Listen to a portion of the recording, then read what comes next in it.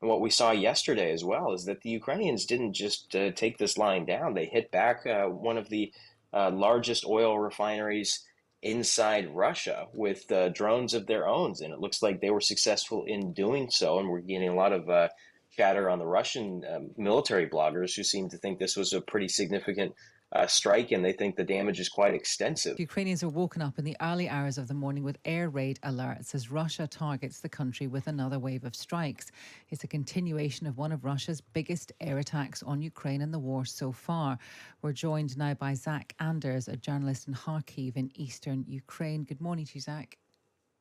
Hi, good morning. Just explain then what has been happening.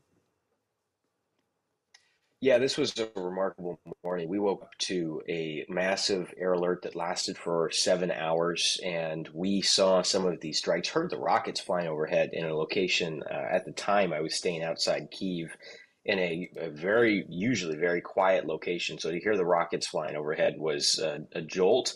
And we saw a power plant to our southeast by about 50 miles. The smoke plume thousands of feet into the air after the strike, and everyone lost power.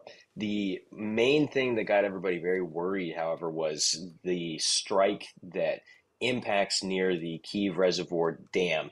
That's holding back a massive volume of water, and if that dam was to breach, the Kyiv metro area is square in its sights. There would be thousands that displaced. You don't even want to think about the possibility of who could be killed in a rush of water of that scale.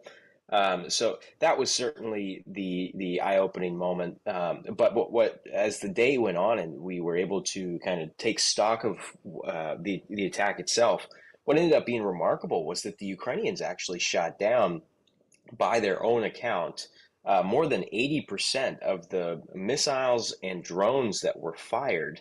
And I've been spending a lot of time in northern Israel, where Hezbollah has been using these same drones, the Iranian-made Shahed drones, and the Israelis have been having a horrible time shooting these drones down. Even though they have the incredible Iron Dome air defenses, these drones have been slipping through and evading their air defenses, and the Israeli casualties to soldiers in northern Israel are greater.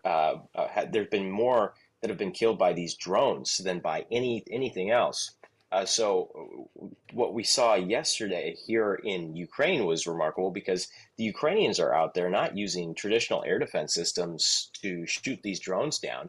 They have their helicopters up in the air and their machine gunners on the edge of the helicopter, literally shooting these down like some kind of World War II bomber. It's remarkable to watch this happen.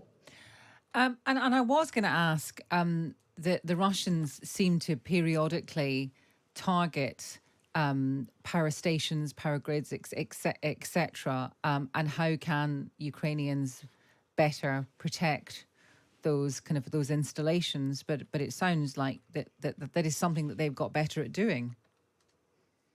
They have, and you would think if you were a war planner, right, in the Russian mindset, and you're trying to just cripple, handicap your enemy and get this over with because this war has dragged on now for almost 3 years, you would go after things like the energy infrastructure. Well, for a large part, the nuclear power plants, the dams have kind of been off limit because in certain areas, the Russians are using this electricity that is being generated inside Ukraine. Zaporizhia nuclear power plant is a great example of that. That right there, I mean, we have the world on edge with Europe's largest nuclear power plant under siege daily. The concern about what happens there, I mean, we should probably the international community should be paying more attention to Zaporizhia because if anything was to happen there, this would be an incredible nuclear disaster. But the Russians have largely stayed back from perhaps advancing with the same strength and pressure that they've put onto other areas of the front lines. In large part because they're using some of that electricity in some of the occupied territories and inside Russia as well, pre-war agreements. So the energy infrastructure has been this on the sidelines for the most part because neither side has wanted to be inflicted with this kind of damage. They can't afford it.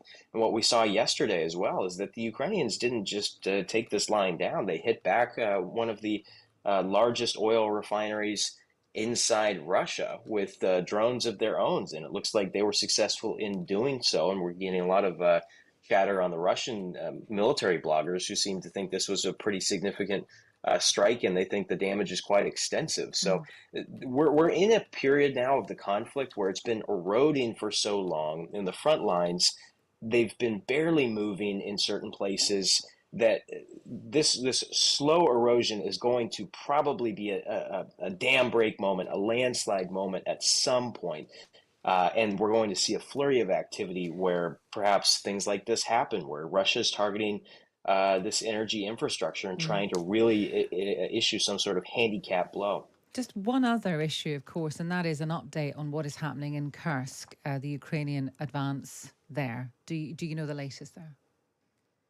Yeah, we're kind of staged outside of Kursk right now. We are told that for the most part, the movement in the area is good because the Russians have not been hitting very hard inside their own territory. Obviously, there's still a good number of Russian citizens that are still inside there that are now living under Ukrainian occupation. And the question going forward is there going to be any sort of humanitarian effort to move them out? Um, and you would imagine the Russians don't want to hit this area very hard with as many civilians that they still have in the area they didn't have time to evacuate. So that's going to be a major question mark going forward.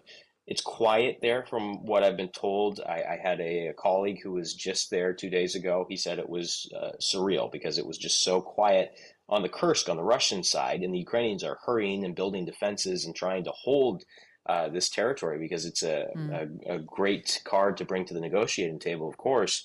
But on the Sumy side, on the Ukrainian side of that region, they're getting hit very, very hard. And the regional governor there said over the weekend that there were some 200 strikes. There were 3 dead, 14 wounded. It was a very bad weekend in that region where the Ukrainians are obviously moving a lot of resources and equipment through daily to try and fortify up this Kursk region.